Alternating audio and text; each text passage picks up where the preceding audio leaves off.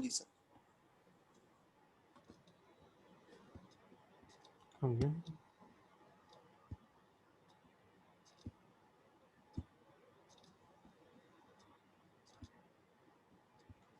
हाँ जी।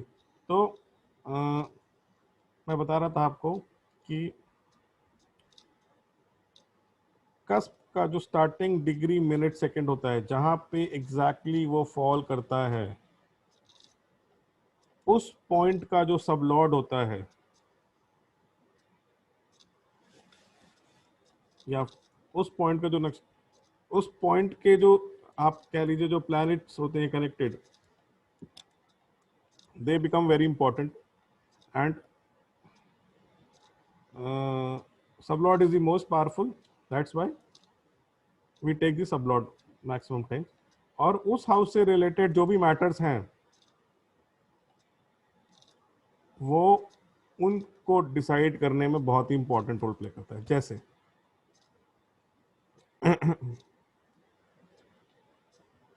जो भी कस्प होगा, जो starting point of a house होगा, मैंने आपको बताया था कि साइंस कीप मूविंग, तो जो स्टार्टिंग पॉइंट होगा वो राशि में, वो किसी ना किसी राशि में पड़ेगा, वो कस्प किसी ना किसी नक्षत्र कॉन्स्टलेशन या स्टार में पड़ेगा, और किसी न किसी सब में पड़ेगा। अब देखिए असेंडेंट जो है वो 21 डिग्री 58 मिनट और 1 सेकंड पे आया। तो हम यहाँ 0 से लेके चल रहे हैं, तो 0 से 30 तक जो हमारी राशि है वो है एरीज राशि, ठीक है ना जी। और Aries is ruled by Mars, तो इस यहाँ पे राशि लॉर्ड या साइन लॉर्ड जिसे कहते हैं, Mars became the sign lord. The next level nakshatra level. अब ये 21 डिग्री 58 मिनट, तो शुरू के 13 डिग्री 20 मिनट अश्वनी नक्षत्र रहा होगा, उसके बाद 13 डिग्री 20 मिनट से लेकर के 26 डिग्री 40 मिनट तक भरणी नक्षत्र। तो आप देखिएगा ये भरणी नक्षत्र में है, और जो सबलॉर्ड है वो हमारा शनि में है। अब मैं आपको ये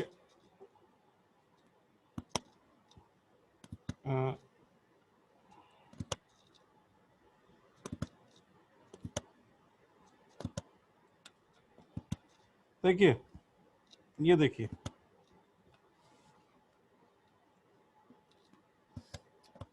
आप लोगों को एक्सेल शीट दिख रही है ना? यस सर, दिख रही है सर, दिख रही है। दिख रही है ना? देखिए, अब हमारी 21 डिग्री 58 मिनट, ये हमारी वो थी अभी। अब देखिए 21 डिग्री 58 मिनट हमारा यहां पे पड़ रहा है। साइन क्या है जी? एरीज, स्टार भरणी, साइन लॉर्ड इज मार्स, नक्षत्र लॉर्ड वीनस का, भरणी का नक्षत्र लॉर्ड वीनस, और सब लॉर्ड इज सैटर्न।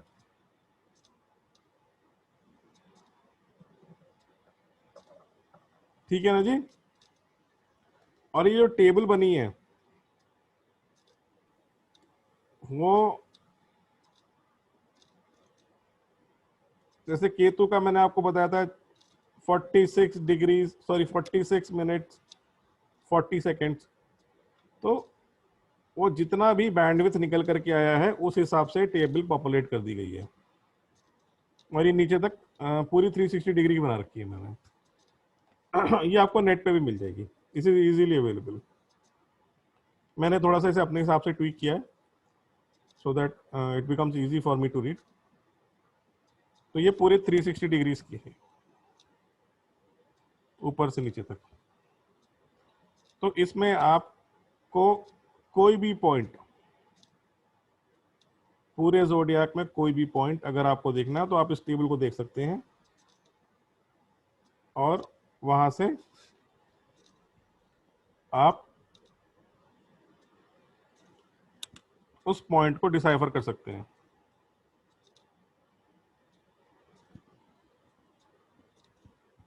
तो this is how you can use this table.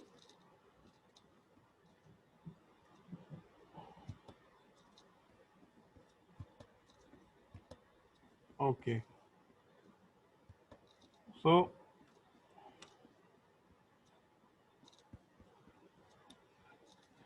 ये हमारा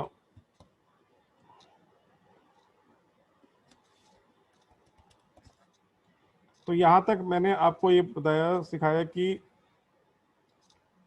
कस्प के पॉइंट कैसे देखते हैं और कस्प का राशि लॉर्ड, स्टार लॉर्ड और सब लॉर्ड कैसे देखा जाता है।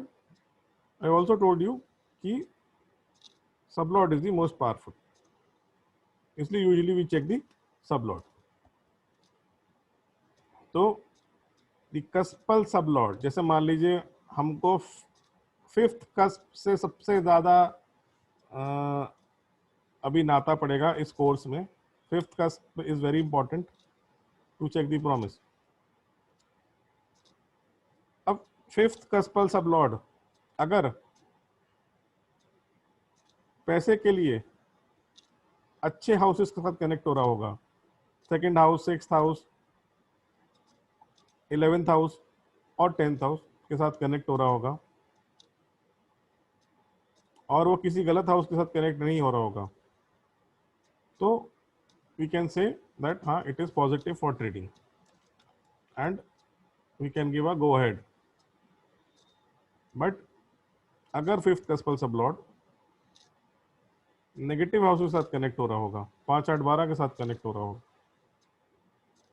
Then we will straight away say या नो, क्योंकि देयर इज पैसे आने का प्रॉमिस नहीं है, पांचवें घर से पैसे जाने का प्रॉमिस बनना है।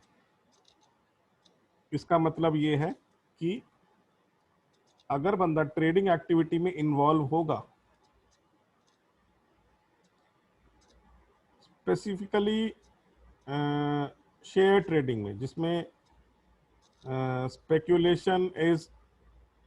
स्पेकुलेशन प्लेज अ रोल, तो अगर वो शेयर ट्रेडिंग में इन्वॉल्व होगा और पांचवा घर खराब है तो उसके पैसे खराब होंगे, पैसे कमाने की बजाय गंवाने लगेगा। अब मैंने आपको ये स्टार्टिंग में बताया था कि केपी का एक सिंपल सा रूल है, प्लैनेट इज द सोर्स, नक्षत्र गिव्स रिजल्ट्स, और sublord is the decider, and sublord also denotes कि फल कैसा होगा, अच्छा होगा या खराब होगा। ऑल्सो नक्षत्र लॉर्ड, नक्षत्र किसी चीज के लिए पॉजिटिव हो, जैसे मान लीजिए शादी के लिए 2, 7, 11 जैसे हाउसेस दिखा रहा हो, पॉजिटिव है, शादी में कोई दिक्कत नहीं है। बट अगर सब लॉर्ड उसको डिनाई कर देता है, सब लॉर्ड में आपके हाउसेस चल रहे हो 1, 6, 10 जो कॉन्स्टिलेशन लॉर्ड के अगेंस्ट हैं, तो शादी नहीं होगी। सो अगर हार्मोनियस हाउसेस आर कनेक्टेड, मतलब कि positive houses for the fructification are connected, then the matter is going to get fructified। जैसे मान लीजिए स्टार लेवल पे 2, 7 चल रहा है और सब लॉर्ड लेवल पे 11 आ जाए, तो 11th house is fulfilment of all kinds of desires. Constellation Lord किस टाइप की डिजायर्स को शो कर रहा है? शादी की, कि भाई शादी करना चाहते हैं, और सब लॉर्ड उसको कह रहा है ग्रीन सिग्नल कि भाई जाइए शादी करिए। सो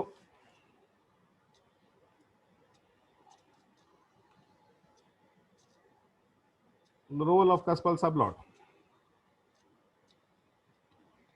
अब जो मैटर के लिए इंपॉर्टेंट हाउस होता है,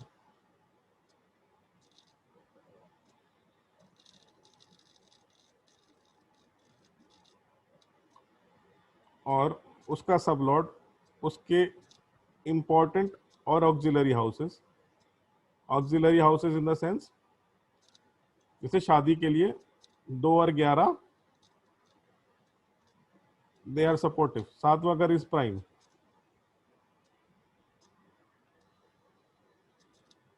तो उनको, हाँ, तो मेन हाउस को या फिर ऑक्सिलरी हाउसेस को डिनोट करें। जैसे अगर मान लीजिए 2 भी अगर दिख रहा है आपको, तब भी हम ये कह सकते हैं कि हाँ भाई शादी होगी। तो उस इवेंट से रिलेटेड मेन हाउस या ऑक्सिलरी हाउसेस को अगर वो डिनोट कर रहा है, तो हम ये कह सकते हैं कि उस दशा भुक्ति अंतर में, मैं, देखिए, वैदिक सिस्टम में हम फॉलो करते हैं विंशोत्तरी दशा में महादशा, अंतरदशा, प्रत्यंतर दशा, हम ऐसा बोलते हैं। साउथ में उसको दशा भुक्ति अंतर बोलते हैं। तो हो सकता है कि मैं कभी महादशा बोलूं और कभी ओनली दशा बोलूं। तो दशा भुक्ति अंतर और महादशा, MD PD AD, they are the same thing. It is just the difference of the north and the south orientation. तो अगर वो ऑक्सिलरी हाउसेज या मेन हाउसेज को सबलॉट डिनोट कर रहा होगा, तो मैटर उस दशा भुक्ति अंतर में फ्रक्टिफाई होने के चांसेस बहुत ब्राइट होते हैं। We have to see the transit as well. अब एक एग्जाम्पल के थ्रू मैंने आपको यहां समझाता हूं। 7th कस्प जो मैंने आपको पहले बताया, 7th cusp is prime of prime importance in case of marriage. अगर 7वां कस्पल सबलॉर्ड स्ट्रांगली शो करता है 7, 2, 11 या इनका कोई भी कॉम्बिनेशन, तो marriage is promised for the native. अगर 7वां कस्पल सबलॉर्ड इनमें से कुछ भी शो नहीं करता है, और इसके एंटी पार्टी वाले जो हाउसेस हैं उनको स्ट्रांगली शो करता है, 1, 6, 10 को स्ट्रांगली शो करता है, तो हम ये कह सकते हैं कि शादी होने के चांसेस बहुत ही वीक हैं।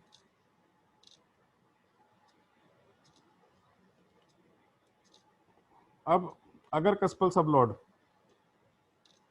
मिक्स्ड कोऑर्डिनेट्स दिखाता है, मिक्स्ड हाउसेस को डिनोट करता है, वो एक तरफ से 1, 6, 10 को भी डिनोट कर रहा होता है, और एक तरफ से 2, 7, 11 को भी डिनोट करता है, तो उस दशा भुक्ति में शादी भी होगी और उसके बाद डिवोर्स की नौबत भी बन जाएगी। Now this is a very important rule जो मैंने लिख रखा है कि if the कस्पल sublord negates a event followed by, जैसे कि उसमें 5th कस्पल सबलॉर्ड में छठा, जो छठा हाउस होता है that is the prime house, जहां से चार्ट में पैसा आता है।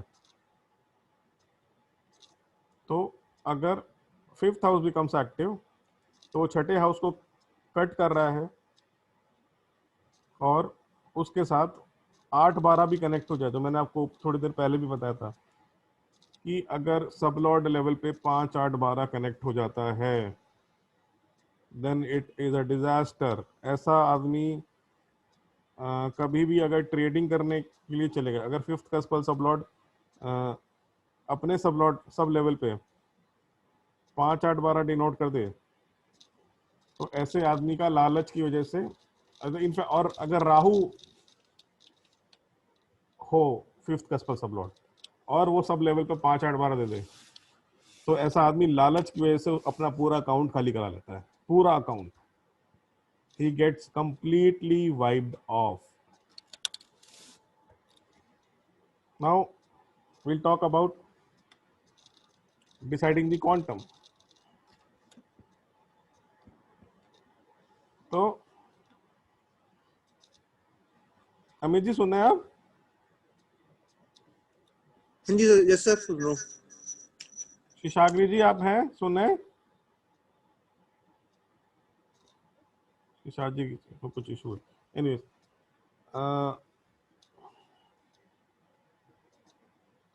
अब डिसाइडिंग द क्वांटम, कितना पैसा जो है आप कमा सकते हैं,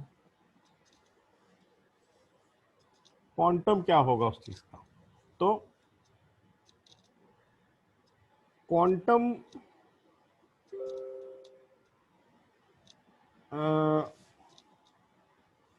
के लिए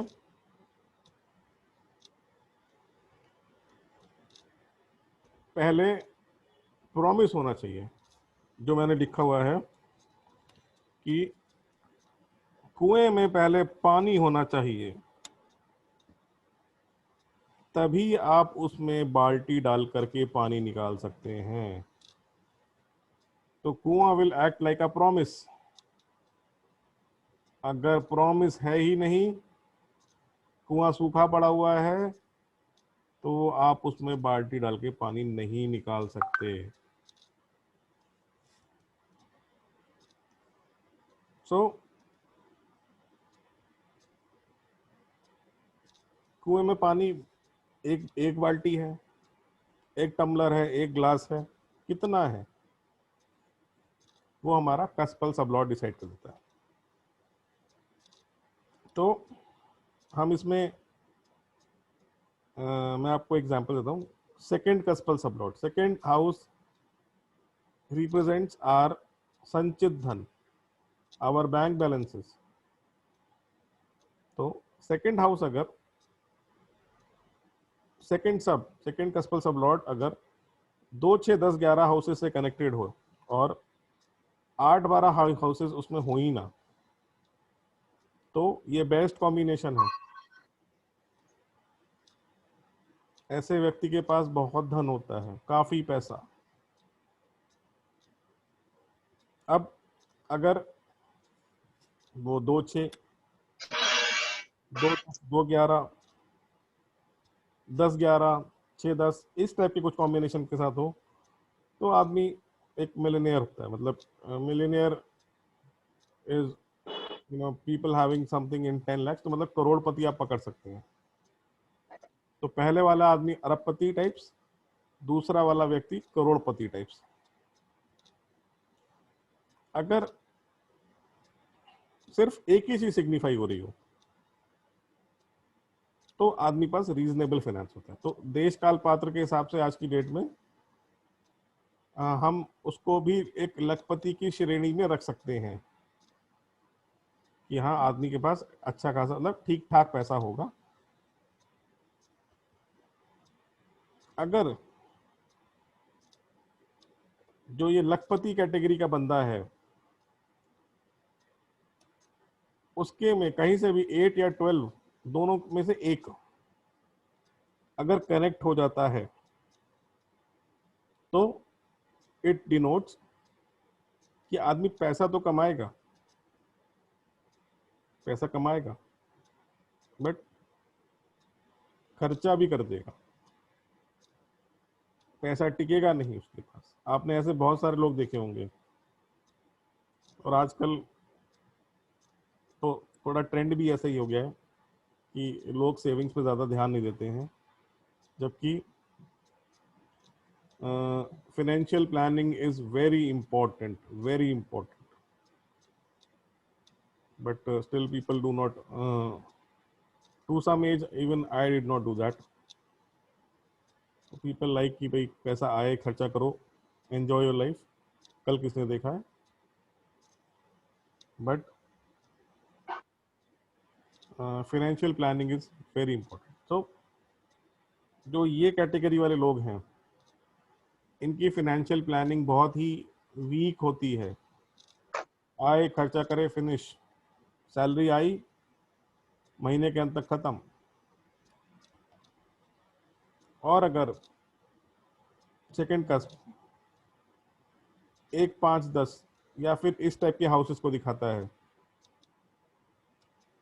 then a person is hand to mouth, मतलब कमी रहती है थोड़ी पैसे की। नाउ सिग्निफिकेशंस ऑफ द, ये हाउसेस गलत दिखा था, ऑफ द प्लैनेट्स। मैं इसको ठीक कर लेता हूँ, प्लैनेट से ही।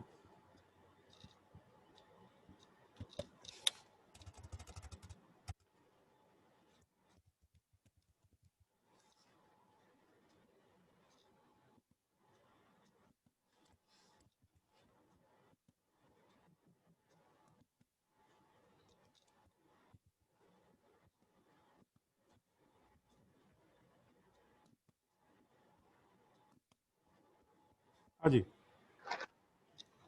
तो देखिए ये मैंने एक सैंपल चार्ट बनाया है आपके सामने। अब इस चार्ट में अगर हमें देखना हो, सिर्फ प्लैनेट लेवल की बात कर रहा हूं मैं, अभी मैं आपको धीरे धीरे चीजें सिखा रहा हूं। अगर सिर्फ प्लैनेट लेवल पे हमें देखना हो कि प्लैनेट क्या क्या सिग्निफाई कर रहा है, तो यहाँ पे आप देखिए कि ये एक कैप्रिकॉन असेंडेंट का चार्ट है, जिसके चार्ट में चंद्रमा लगन में बैठा हुआ है। अब देखिए कि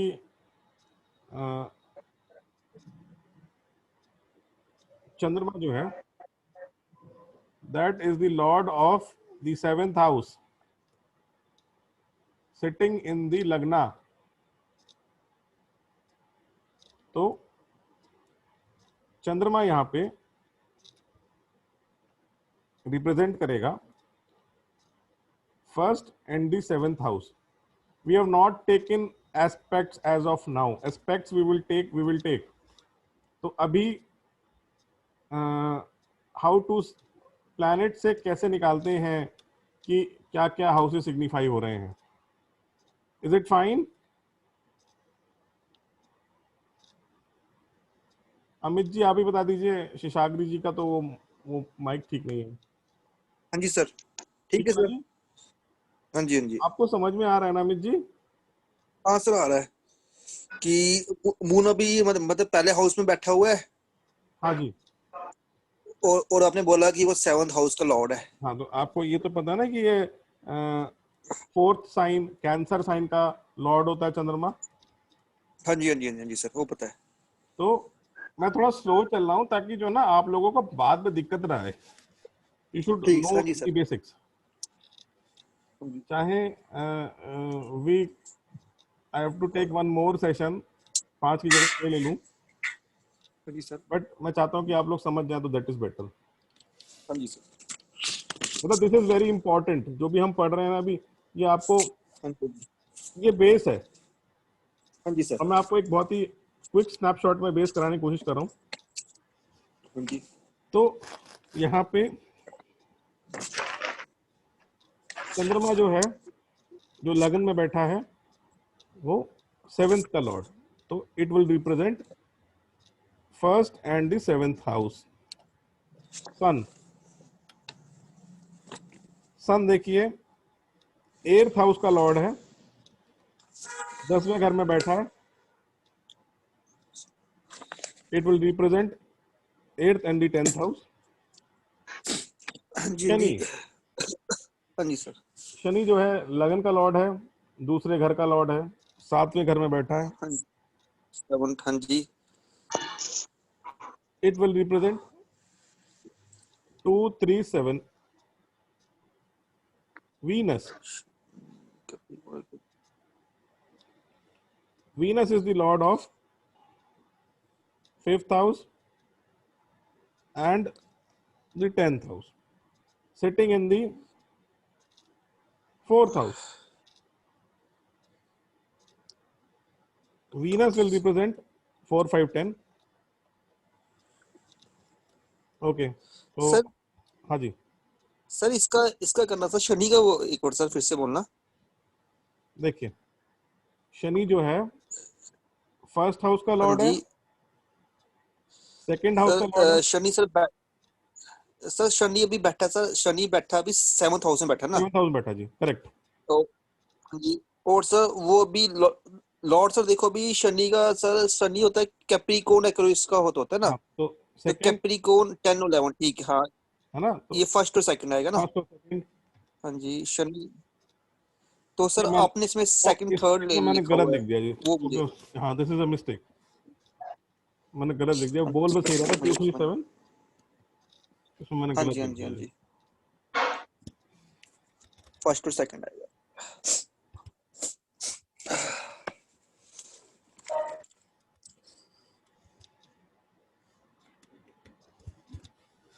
अब इसके बाद हम जुपिटर का निकाल लेते हैं। जुपिटर हमारा 5वें घर में बैठा है, थर्ड और 12th हाउस का लॉर्ड हुआ, तो जुपिटर रिप्रेजेंट करेगा 3 5 12। ठीक है जी। अब अमित जी आप मुझे मार्स की सिग्निफिकेशन बता दीजिए कि मार्स क्या क्या रिप्रेजेंट करेगा।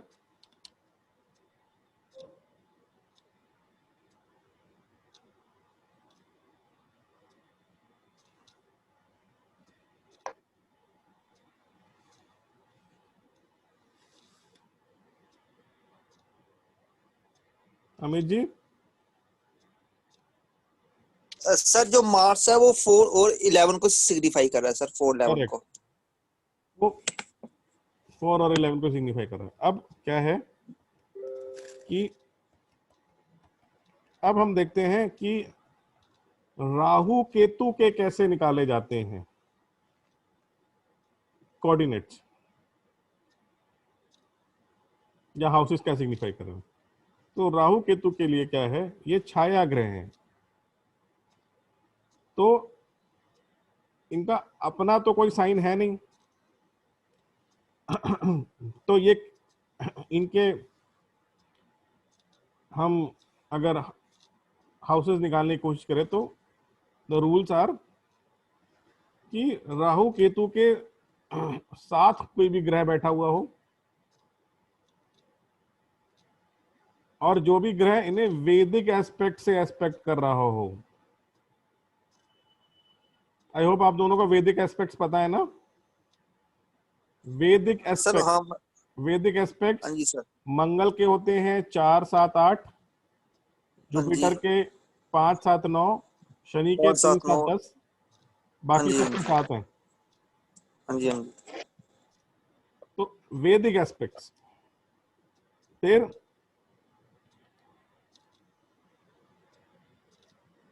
ये जिस भी साइन में बैठे हुए हैं उसके ओनर के कोऑर्डिनेट्स को भी ये रिफ्लेक्ट करते हैं। ठीक है जी। तो हम राहु केतु के सिग्निफिकेशंस कैसे निकालेंगे, तो ये रूल्स हो गए। अब देखिए यहाँ पे इस चार्ट में आप देखिए कि राहु जो है जुपिटर के साथ बैठा हुआ है, .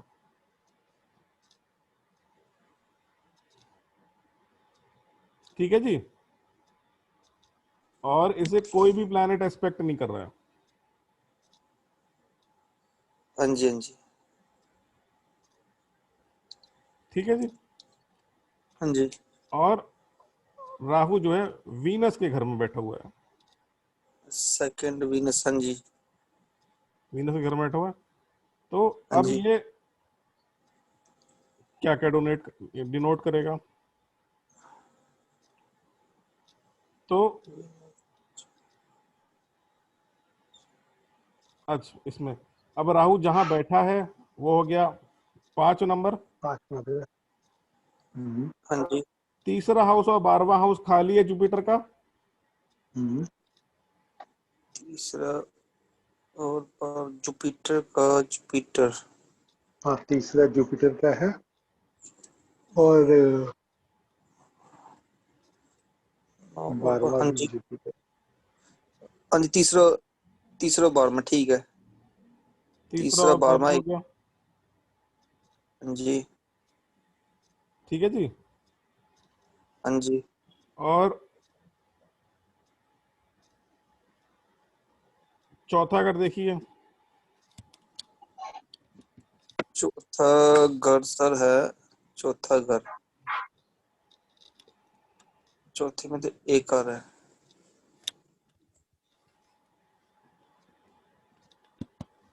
चौथा, वीनस बैठा हुआ है वहां वीनस पे। बैठा ना वहां पे। हाँ जी, तो वीनस, तो वीनस का चौथा घर भी चौथा घर और वीनस का 10वां घर। तो इसके कोऑर्डिनेट आ गए अपने 3, 12, 5, 4 और 10।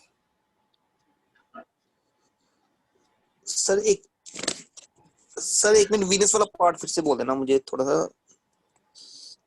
ओके, सर वीनस वाला पार्ट रिपीट कर देना थोड़ा वीनस के सा। घर कौन कौन से हैं बताइए? सर वीनस का 5 घर और है 10वां। सर, 2 और 7, 2 दो, और 7। 5वां घर और 10वां घर, दो, 2 और 7 तो साइन हो गए। हाँ हाँ, जी, हाँ 5वां जी, और 10वां। 5वां 10वां, हाँ जी, हाँ 5वां जी, 10वां घर वीनस का हाँ जी, बैठा हुआ है वो चौथे घर में। तो वीनस दे रहा है हम्म, 4, 5, 10। और 10। करेक्ट। हाँ राइट। जी, जुपिटर जो है वो 5वें घर में बैठा है, जो वीनस का घर है। जो कि वीनस का घर है, और वो डिनोट कर रहा है थर्ड और 12th को भी। हम्म, तो हमारी सिग्निफिकेशंस क्या क्या बने? 3, 12, ये जुपिटर के घर, जुपिटर कहाँ बैठा है? 5वें घर में। 5वां घर और किसका है? वीनस का। 5वां घर वीनस का है तो ऑटोमेटिकली आ गया, और वीनस के 4 और 10 आ गए। वीनस के 4 और 10 आ गए। ठीक, तो ये हमारे राहु के कोऑर्डिनेट्स या हाउसेस हमने निकाल लिए। ठीक सर। नहीं समझ में आया जी? सर आगे आ गया सर, आगे आ गया। आ गया जी? मैं फिर से समझाऊं एक बार, केतु पे समझाता हूँ मैं नहीं सर, आपको। मैं, ठीक सर, हाँ जी, ठीक है, अब हाँ जी, देखिए हाँ जी, केतु के, देखिए केतु जो है वो मंगल के घर में बैठा हुआ है, स्कॉर्पियो मंगल साइन। में बैठा, हाँ जी, करेक्ट जी। हाँ जी, और हाँ जी उस सर, हाँ पे जी, बृहस्पति की 7वीं दृष्टि पड़ रही है। हाँ जी, राइट। और मंगल की भी दृष्टि पड़ रही है वैसे 8वीं, बट वो मंगल के घर में ही बैठा हुआ है।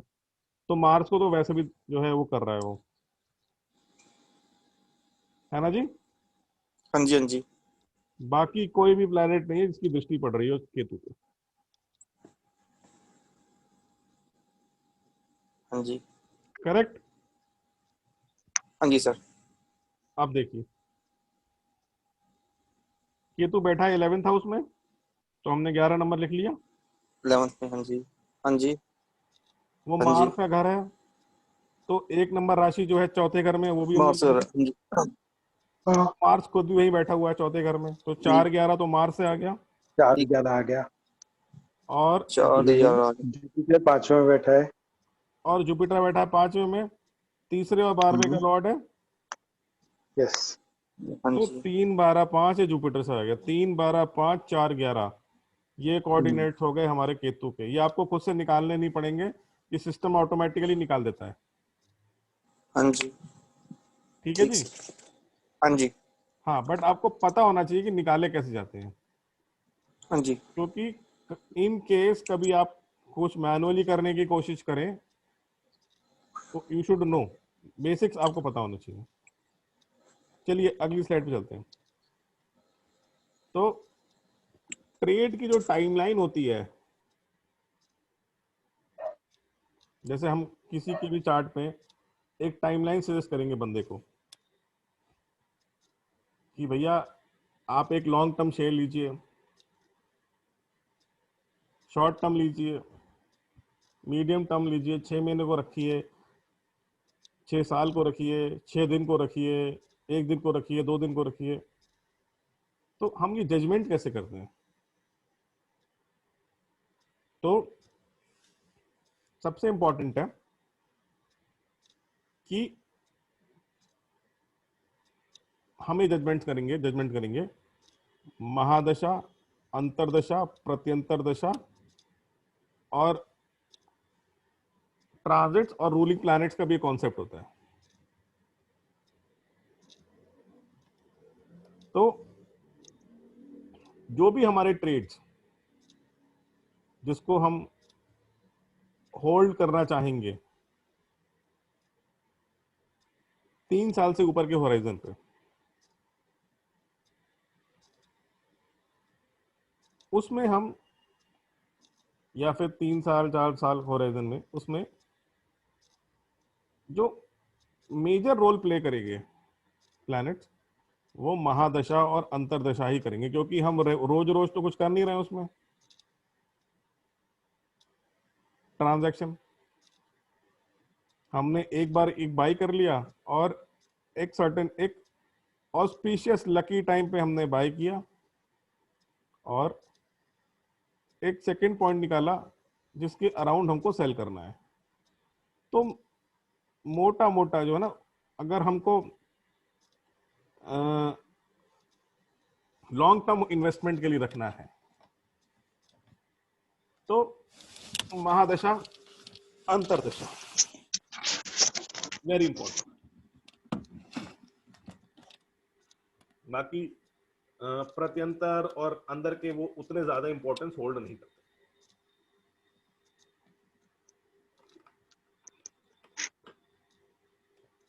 ओके, अगर मीडियम टर्म 6 महीने से लेकर के 3 साल के बीच में होल्ड करना है, देन महादशा, अंतरदशा और प्रत्यंतर दशा, ये तीनों इंपॉर्टेंट हो जाते हैं। जैसे मान लीजिए आपकी वीनस की जो महादशा है वो आपकी चलती है 20 साल, ठीक है ना जी। और उसमें जो मरकरी का अंतर होता है, मैं एक एग्जांपल दे रहा हूं आपको, जो मरकरी का अंतर निकल करके आता है आपका, वो भी एक सिग्निफिकेंट टाइम के लिए निकल करके आता है, which is almost slightly less than 3 years, कुछ 2 साल 10 महीने टाइप से निकल करके आता है। ये खत्म होने वाला है, मैं आपको तीसरा लिंक भेजता हूं आप लोगों को, ठीक है जी। मैं इसको बंद करता हूं।